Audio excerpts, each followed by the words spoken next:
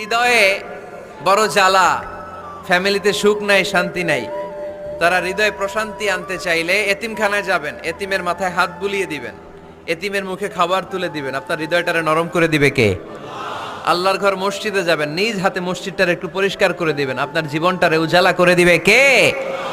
তাহলে এগুলো করার মাধ্যমে আমরা মসজিদের আবাদ করতে চাই। আমরা মসজিদের আবাদকারী হতে চাই কি চাই না?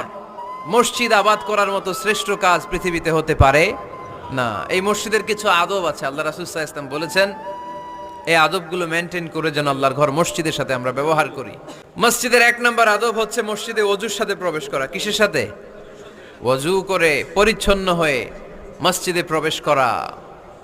এজন্য অপবিত্র অবস্থায় গোসল ফরজ, এরকম অবস্থায় মসজিদে ঢোকা যাবে?